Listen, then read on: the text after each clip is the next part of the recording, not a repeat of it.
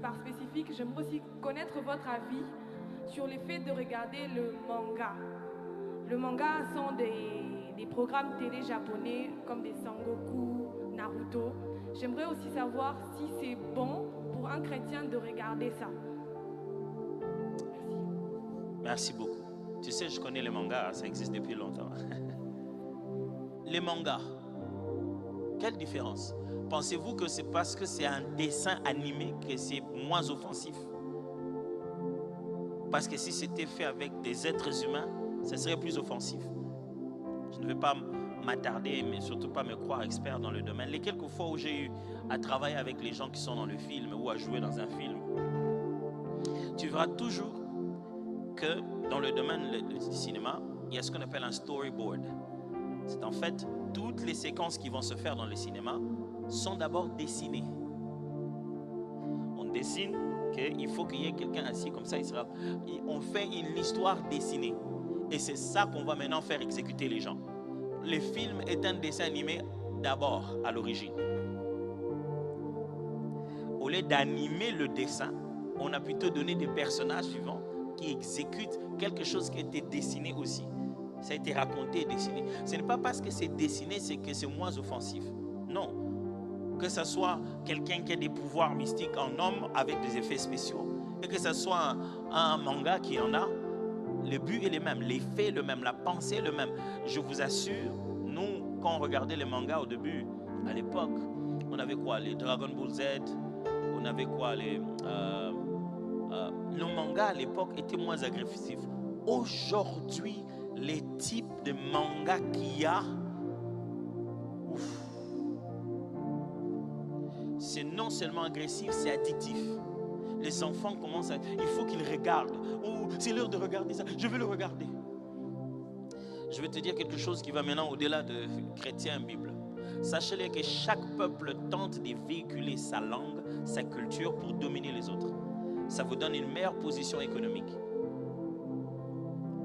Alors, si tu regardes la plupart de ces mangas, quand tu vas les regarder, même à la télé, même sur Canal+, tu verras que certains mangas sont toujours japonais. Tu vas te battre à suivre à ta manière, mais c'est en japonais. Les versions françaises sont à peine. Les mangas ne sont pas seulement des dessins animés. C'est une culture et c'est une histoire. C'est puiser des mythologies de ce peuple. Et vous avez les mangas, vous avez la K-pop, vous avez un certain nombre de choses qui véhiculent le message de la culture japonaise.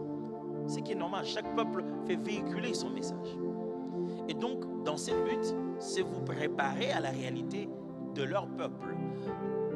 À partir de ce moment, tout le monde de cinéma et tout cela, c'est un monde purement commercial. Si vous aimez quelque chose, vous allez vous habiller comme ça. Alors, quand ils vont faire une tenue avec les mangas, avec les... Comment ça s'appelle le truc là, on jette un jeu et ça sort un animal. Les Pokémon, les enfants de l'école vont tous demander des sacs avec Pokémon. C'est tout un marché concret. Dès qu'on a fait un film, après, il y a plein de personnages du film, en mini, en petit, en sac. Hein, c'est totalement commercial aussi, ces choses-là. Alors, vous, en tant que chrétien, vous savez que derrière chaque inspiration artistique, derrière chaque œuvre artistique, il y a de l'inspiration. Je m'en le dire comme ceci. Les artistes sont fondamentalement des prophètes des âges. Je n'aimerais pas utiliser le mot prophète. Je vais peut-être utiliser un mot un peu plus séculier. Les artistes sont des médiums.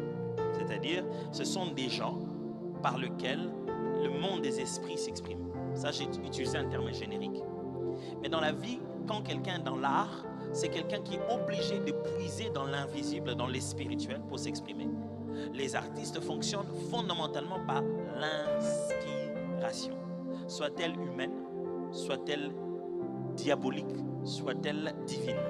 Ils ont tout le temps besoin d'exprimer par une peinture, par un film, par une chanson. Ils expriment un autre esprit.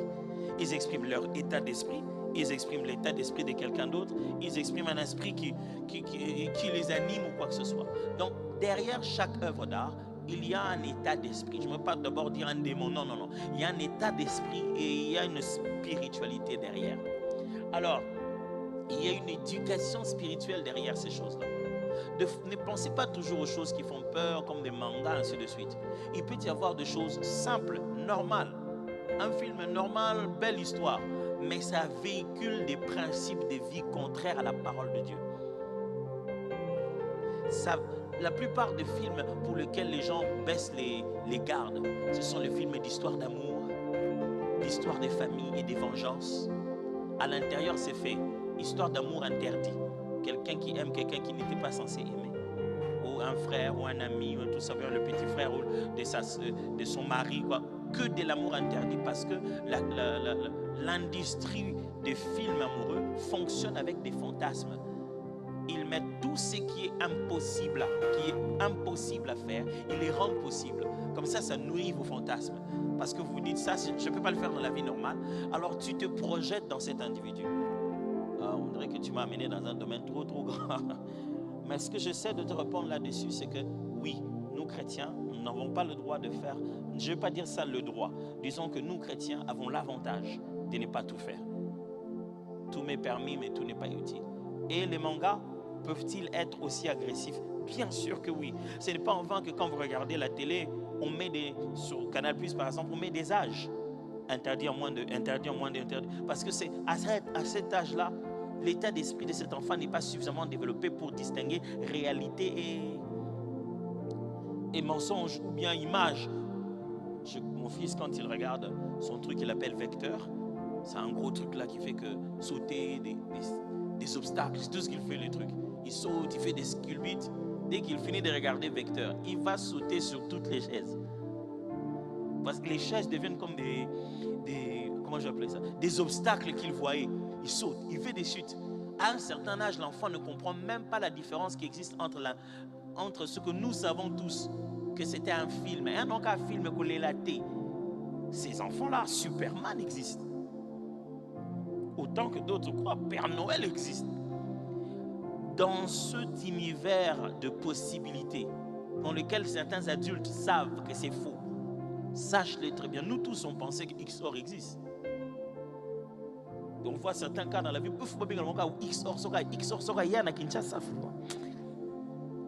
Alors, c'est beaucoup plus dangereux, surtout quand ça donne l'air d'être inoffensif.